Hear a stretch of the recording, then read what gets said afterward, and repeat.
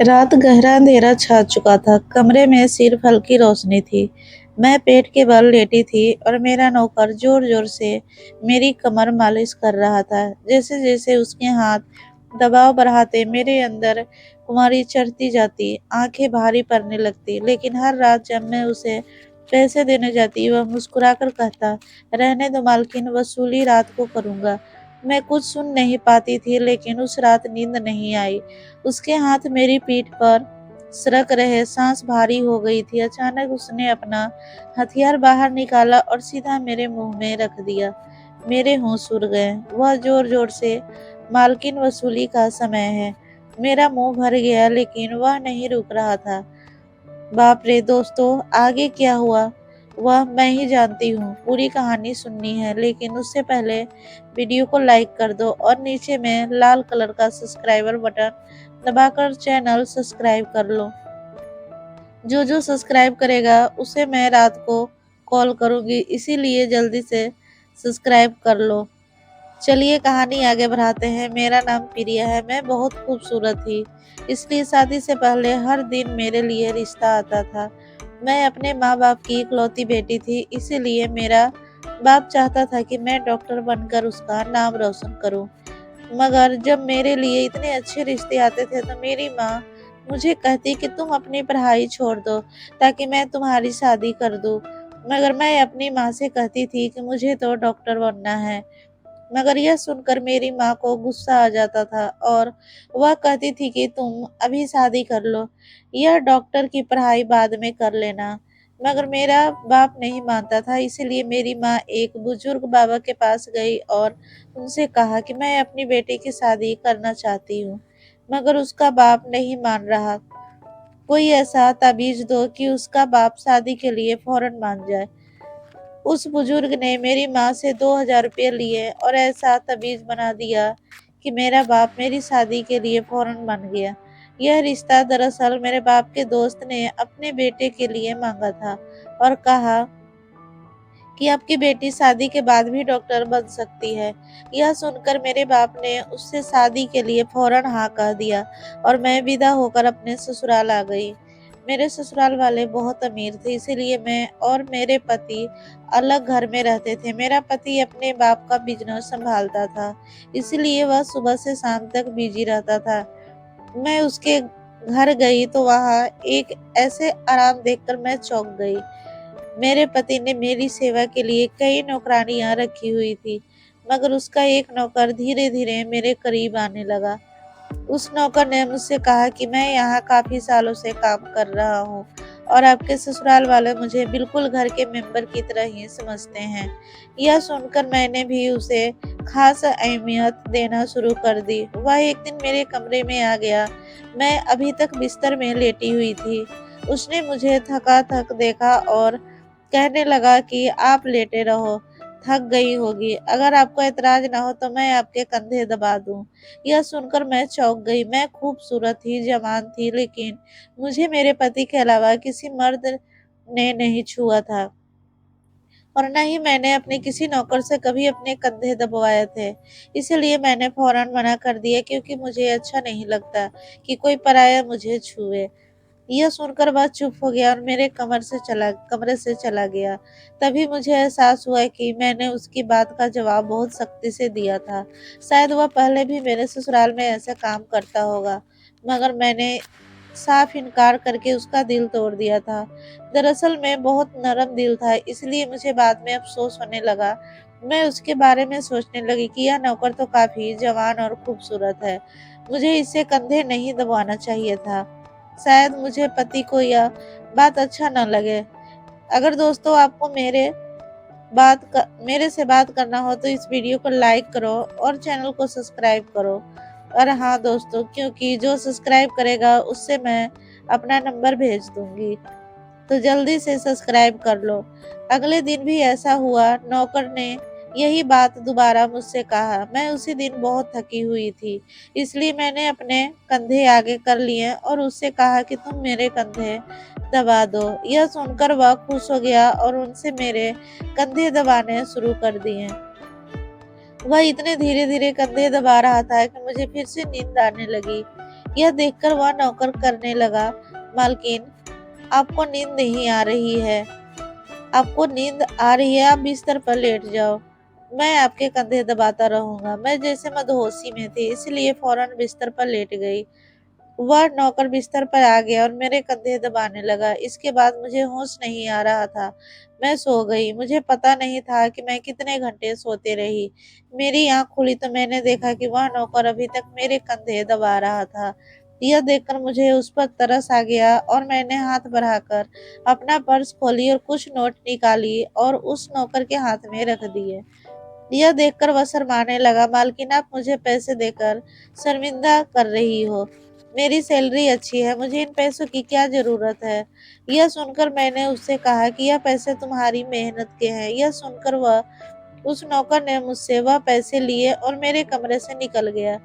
मेरा पति रात को देर से आता था, इसलिए मैंने शाम को फिर उस नौकर को अपने कमरे में बुलाया और उसे कहा कि तुम्हारी मालिश से मुझे बहुत अच्छी नींद आती है, इसलिए जब तक मेरा पति घर नहीं आता तब तक तुम मेरे कमरे में ही रहना। शायद नौकर को पैसे का लालच आ गया था, इसलिए वह मेरी बात सुनकर खुश हो गया और कहने लगा, मैं तो आपका मामूली सा नौकर हूँ, जैसा आप कहोगे मैं वैसा ही करूँगा।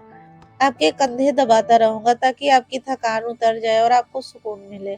यह सुनकर मैंने उसे कहा कि तुम्हारे हाथों में जादू है, इसलिए तो मेरी सारी थकावट उतर जाती है। एक दिन नौकर ने मुझसे कहा कि आपकी सास भी कभी कभी मुझसे मालिश करवा लेती है। यह सुनकर मैं चौंक गई। मुझे मेरी सास ऐसी नहीं लगती थी, मगर वह नौकर झूठ बोलने वाला नहीं लगता था। मुझे ससुराल आए 1 महीना होने वाला था, इसीलिए मैंने नौकरों को परख लिया था। वह मुझे हर बात सच ही कहता था। मेरे घर में नौकरानियां भी काम करती थी, मगर वह झूठी और बेईमान थी। वह मुझसे जो बात सुन लेती थी उसे पूरे मोहल्ले में मशहूर कर देती थी, इसीलिए मैं उन्हें अपने कमरे में नहीं आने देती। यह नौकर इस घर का पुराना नौकर था, इसीलिए मैं उस पर भरोसा करती थी। पकड़ भी मेरे कमरे में आता था, मगर अपनी नजरें झुका कर रखता था। वह मेरे जिस्म को हाथ लगाता, मगर उसकी नीयत खराब न थी। ऐसा हर रात होता था। एक दिन मैंने अपने पति से कहा कि जब से हमारी शादी हुई है हम कहीं घूमने फिरने नहीं गए। यह सुनकर मेरे पति ने कहा कि जब से हमारी शादी हुई है तुम भी तो हर वक्त नींद में रहती हो। मैं रात को घर आता हूँ, तुम गहरी नींद में सोते रहती हो। दिन को मेरे पास वक्त नहीं होता और रात को मेरे घर आने से पहले तुम सो जाती हो। यह सुनकर मैं अपने दिल में सोचने लगी कि यह सब नौकर की मालिश की वजह से हो रहा था। मेरे पति का शिकायत सही थी। मुझे रोज रात को अपने पति के लिए जागना चाहिए था। उस दिन मैंने फैसला किया कि आज रात जब नौकर मुझे मालिश के लिए कहेगा तो मैं इनकार करूंगी, ताकि मुझे नींद न आए और मैं अपने पति के आने तक जागती रहूं। शाम हुई तो मैंने नहाकर खुद को खूब तैयार किया और दुल्हन बनकर बिस्तर पर बैठ गई। नौकर मेरे कमरे में आया तो उसने मुझे मालिश के लिए पूछा, मगर मैंने साफ इनकार कर दिया। मेरी बात सुनकर वह कुछ उदास हो गया और वापस चला गया। कुछ देर बाद नौकर मेरे कमरे में आया तो उसके हाथ में चाय का गिलास था। मैंने खाना नहीं खाया था, इसलिए फौरन चाय पी ली और अपने पति का इंतजार करने लगी, मगर मुझे नींद आ गई और मैं सो गई। सुबह मैं जागती और नौकर फौरन मेरे कमरे में आया और कहने लगा, मालकिन, आपके लिए नाश्ता लेकर आऊं? यह सुनकर मैं अपने पति के बिस्तर की तरफ देखा, वह खाली था। यह देखकर नौकर कहने लगा, मालिक को जरूरी काम था, वह नाश्ता करके चले गए। यह सुनकर मेरा मूड खराब हो गया। मैं रात भर उसका इंतजार करती रही, मगर वह सुबह होते ही ऑफिस चला गया। मैंने नौकर से कहा, मेरे लिए चाय ले आओ। नौकर कमरे से बाहर निकल गया। तभी मैंने अपने जिस्म की तरफ देखा तो चौंक गई। रात को मैंने दुल्हन का कपड़ा पहना हुआ था, मगर अब मेरे जिस्म पर कोई और कपड़े थे, मगर मैंने अभी जेवरात पहने हुए थे। मेरा सर भारी होने लगा।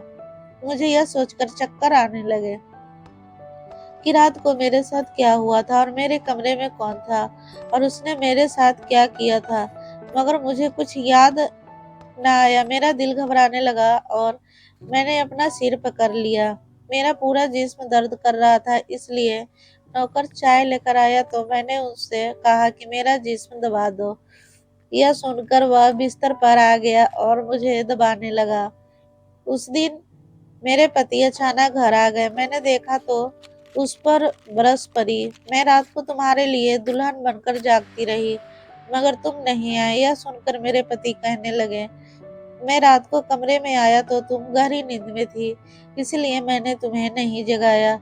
यह सुनकर मैं चौंक गई, मगर मेरे कपड़े किसने बदले और नींद पूरी होने के बावजूद मेरा जिस्म क्यों दर्द कर रहा है, मैं उलझ गई थी। मेरे पति कहने लगे, अच्छा ठीक है, मूड खराब करने की जरूरत नहीं। मुझे आज रात एक काम के सिलसिले में बाहर जाना है, इसलिए देर हो जाएगी, मगर अभी मेरे पास 3-4 घंटा फ्री है। अगर तुम कहो तो हम अभी कहीं बाहर जा सकते हैं। यह सुनकर मेरा मूड खुद ठीक हो गया और मैं सारी रात वाली बातें को भूलकर खुश हो गई। शादी के बाद यह पहला मौका था कि मैं अपने पति के साथ कहीं बाहर जा रही थी। मैं जल्दी जल्दी तैयार होने लगी, जबकि मेरा पति गाड़ी में बैठकर मेरा इंतजार करने लगा। उस वक्त नौकर मेरे कमरे में आ गया और मुझसे पूछा, मालकिन आप कहीं जा रही हैं क्या? मैं सुनकर मैंने उससे कहा कि हाँ, अगर तुम क्यों पूछ रहे हो? यह सुनकर नौकर कहने लगा, मैं आपका नौकर हूँ, मगर आपको यही सलाह दूंगा कि आप बाहर नहीं जाओ, क्योंकि आपका जिस्म थक जाएगा। यह सुनकर मुझे गुस्सा आ गया और मैं उससे कहा कि तुम मेरे नौकर हो, मेरे पति बनने की कोशिश मत करो। यह कहकर मैं अब बाहर चली गई। न जाने मुझे किस बात पे गुस्सा आ गया था। मैंने उस नौकर को खूब खरी खोटी सुना दी। वह अभी अपनी औकात जान गया था। तभी तो मैं जब घर आई तो वह मेरे सामने नहीं था। मेरे पति मुझे गेट पर उतार कर वापस बाहर जा चुके थे। जबकि मैं अंदर आई तो मेरा सारा जिस्म पूरी तरह दुख रहा था। शायद मेरे जिस्म को मालिश की आदत हो गई थी। तभी तो रात होते ही वह मालिश के लिए तड़पने लगता था। लेकिन मैंने उस नौकर को नाराज कर दिया था, इसलिए आज वह मेरी मालिश करने नहीं आया, मगर मुझे उसकी जरूरत थी। इसलिए मैंने एक नौकरानी को बुलाया और उस नौकर को बुलाने को कहा।